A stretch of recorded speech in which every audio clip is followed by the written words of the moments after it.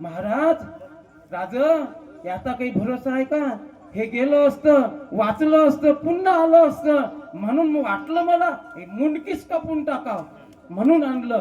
त्या अफजलाचं अजूनही मुंडक तिथं पाहिल्या पायरीले आहे. विठ्ठल विठ्ठल विठ्ठल विठ्ठल विठ्ठल विठ्ठल विठ्ठल विठ्ठल. आता याचा सूर घेण्यासाठी त्या औरंग्यानं काय केलं माहिती आहे का? मिर्झा राजा जयसिंगाला पाठवलं. 65,000ची सैन्य घेऊन पाठवलं त्याला. पाठवल्यानंतर आता त्यानं तसंच रयतेवर अत्याचार चालू केले. अत्याचार असे केले, पोरं 12 जे 40 कर आहेत ते समजा म्हणा त्याची लूटपाट करून त्या का घेऊन हिसकवून सर्व चालू केलं. आणि शिवाजी महाराजांनी एवढं वलय निर्माण केलं, 500 किल्ले त्यांच्या ताब्यात होते. किती? 500 किल्ले. आणि किती मोठा परिसर, किती मोठे राज्य जोडले होते. आणि तेवढ्या जयसिंगानं धुमाकूळ केला, सर्व रयतेला निस्तानाभूत करत सुटला. तेव्हा शिवाजी महाराज गेले आणि म्हणतात, अरे मिर्झा राजे, अरे तुम्हाला सांगितलं होतं ना, अरे तुम्ही आम्हाला मदत करा आणि आम्ही स्वराज्य निर्माण करून, तुम्ही तर आमचं राज्य. अरे तुला जर रयतेचं जर राजा शिवाजी, तुला जर या रयतेचं पालन पोषण करायचं असेल तर तू आम्हाला शरण. अरे हे स्वराज्य कशासाठी? तुमची गुलामगिरी करण्यासाठी. हे कशासाठी एवढं उभारून राहिलो? हे तुमचे आम्ही गुलामी करावं याच्यासाठी शिवाजी महाराज म्हणत होते. परंतु सांगतो, कोण म्हणतो? मिर्झा राजा म्हणतो, पहा तुमच्या हाती आहे हे प्रजेचं रक्षण करणं. जर तुम्ही तर यांचा शेळ जर थांबायचा असेल तर तुम्ही आम्हाला शरण या, तह करा. तह केला महाराजांनी. तह केला. तहाच्या अटी होत्या का तुमचा जो शंभू आहे, संभाजी राजा, ज्याला मनसुबदारी द्यावी 5,000नं, आणि तुम्हाला फक्त काही नाही काही असे मोजकेच किल्ले तुमच्याकडे राहतील, बाकी सर्व. शिवाजी महाराजांना तह केला, देऊन टाकलं. आणि घिरट्या घालत होते. सकाळी घोळपाजात असलेला त्यांचा एक हाडाचा सरदार कर्तोजी नावाचा, कर्तोजी गुजर नावाचा एक बलाढ्य शक्तीचा हत्तीचं बळ असलेला, त्यानं शिवबाला बघितलं. माझ्या राजाला घोर लावणाऱ्याला बिन घोर झोपू देणार नाही शब्द काढले. रात्र होती आणि ते दिसायला लागलं. आणि रात्र संपताच ते तिथून निघाले. निघाल्यानंतर कर्तोजी निघाल्यानंतर गेले कुठं? थेट गेले कुठं? मिर्झा राजाच्या सैन्यामध्ये धसले. आणि धसल्यानंतर कोण म्हणून त्याला कोणाच्या बंदुकीच्या धारेवर पकडलं. आणि मिर्झा राजाकडे कशासाठी, कोठून आलात? राजा शिवाजी महाराजाकडून आलो जी. अरे शिवाजी महाराजाकडचे सैन्य हे कटून जातील पण फुटत नाहीत कधी. हे असं कसं झालं? ते कटतील पण फुटतील नाहीत. हे कसं? नाही जी राजा, नाहीतरी आमचं राजा हारलं, तुम्हाला सर्व देऊन दिलं. मग त्या राजाच्या इकडे मेल्यापेक्षा तुमच्याकडे चाकरी केलेली बरी ना, जीवन नाही का, जिवंत राहण्यासाठी. त्याला कळलं, ठीक आहे या आमच्या शहरामध्ये. पहा कर्तोजी गुजर जसे गेल्यानंतर त्यांच्या मनामध्ये एकच होती, माझ्या राजाच्या जीवाला घोर लावणाऱ्याला मी बिनघोर झोपू देणार नाही. शब्द हेच त्याच्या मस्तकात चालत होते. आणि गेला आणि चाकरी इमानदारी दाखवली मिर्झा राजाला. आणि मिर्झा राजानं पाहता काही दिवस झाल्यानंतर याला त्या महालाची तटबंदी, त्याच्या संरक्षणाची जागा दिली, छावणीची. त्याला मिळाली जागा. आणि मनामध्ये तेच एक दिवसची गोष्ट आहे, अंधारी रात्र.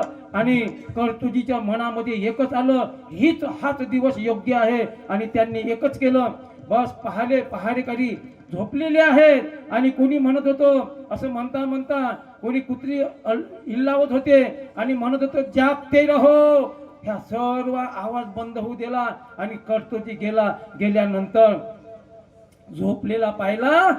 कोण? मिर्झा राजा. काढली तलवार. पण ते शूरवीर होते, ते झोपेत मारणारे नव्हते. झोपेत मारणारा हा आता ताई असतो. जाग केलं, माराव तलवार तर वरच्या वर तलवार मिर्झा राजानं पकडले. कोण कोण? दगा दगा दगा असं करून सर्व सैन्य आलं आणि मग तलवारीच्या नोकीवर पकडलं कर्तोजीला. कोण? कर्तोजीला पकडलं, दगा केला आमच्यावर आणि असं म्हणून आला आणि पकडलं, उभं केलं. आणा आमची शमशेर. राजपुतांना शमशेरानं पाठवलं, आणली शमशेर. आता सैनिक बाकीचं म्हणायला लागलं, कटला आता, कर्तोजी गेला, संपला संपला संपला कर्तोजी असं म्हणत असताना आणली तलवार, दिली मिर्झा राजाकडे. मिर्झा राजानं ती तलवार हाती धरली. दादा बघा, हाती धरल्यानंतर कर्तोजी समोर ठेवली. हे कर्तोजी गुदर, हे घ्या, हे घ्या, तुमच्या पराक्रमाचं बक्षीस घ्या, घ्या बक्षीस घ्या तुमचं. तो कर्तोजी एक टक पाहतच राहिला. हे बक्षीस त्यानं घेतलं, घेतली. घ्या, दा दा चालते व्हा. कोण? आमचा एकही सरदार तुमच्या वाटे येणार नाही, चला चालते व्हा. कर्तोजी निघाला. थोडा समोर गेल्यानंतर थांबा. थांबले, मागे फिरून बघितलं. दा तुमच्या राजाला सांगा, दा जाऊन सांगा तुमच्या राजाला, शिवाजीच्या राज्यामध्ये असे सरदार जर असतील ना, त्याचा कोणीही शिवाजीचा कोणीही पराभव करणार नाही. विठ्ठल विठ्ठल विठ्ठल विठ्ठल विठ्ठल विठ्ठल विठ्ठल विठ्ठल विठ्ठल विठ्ठल असा माझा शिवबा.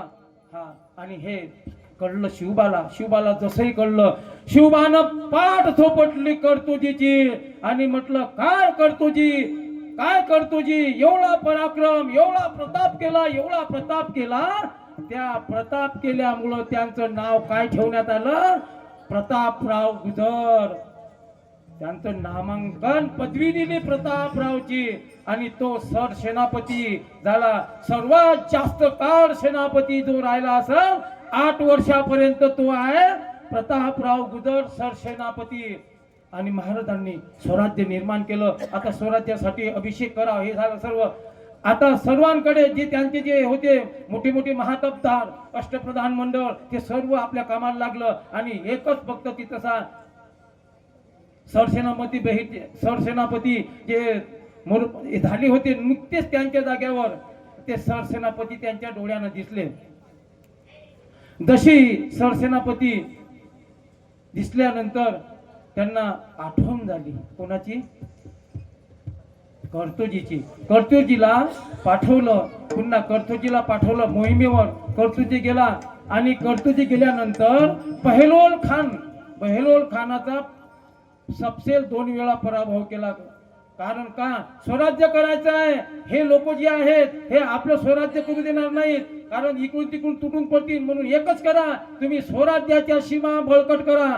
सर्वांना पाठवलं आणि कर्तोजीला दिली आणि कर्तोजीवर दिलेलं सोपवलेलं कार्य केला. बहलोल खानानं स्वारी करता 2 वेळा पराभव केला. 1 महिन्यामध्ये 2 वेळा पराभव केल्यानंतर बहलोल खान शरणागती आला. महाराज क्षमा करा, जीवदान द्या, अभयदान द्या. आमचे मराठी असे आहेत, जीवदान दिलं, सोडून दिलं त्यांना.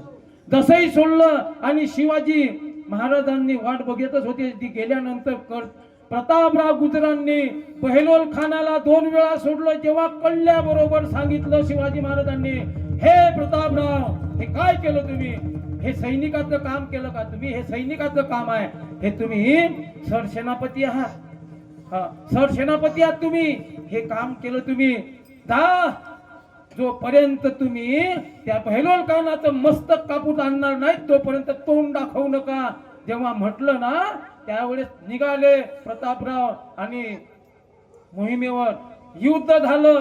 युद्ध झाल्यानंतर असं तुंबळ युद्ध झालं, असं तुंबळ युद्ध झालं दादा, असं तुंबळ युद्ध झालं. त्या तुंबळ युद्धामध्ये बहलोल खानानं सोडून बहलोल खानाला 2 वेळा सोडलं, पण बहलोल खानानं कर्तोजीला सोडलं नाही, प्रतापरावला सोडलं नाही, संपवला.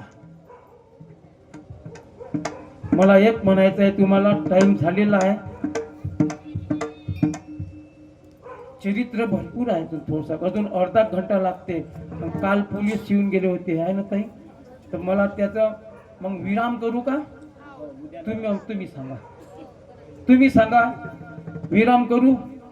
जे मग जे येत असतील गोष्टी तर मग जे काही कथा असतील त्या कथा रूपाकानं मी वाटल्यास तुम्हाला तुमचं मत सांगा. हा हा कारण आपल्या याच्यासाठी लोकांना त्रास नको.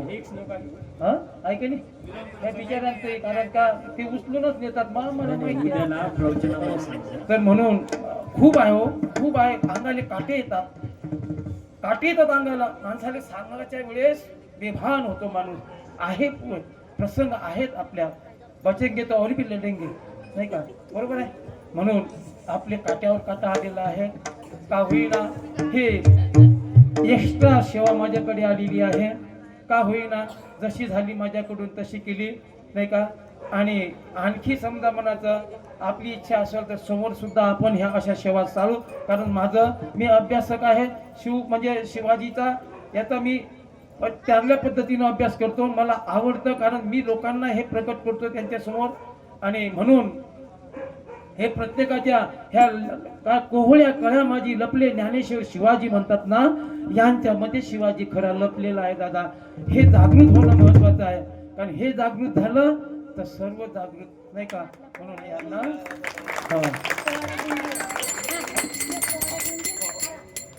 मरद मराठा वीर शिवाजी अवतरले जगती जग जयती. अवतरले जगती जग जयती. मरद मराठा वीर शिवाजी.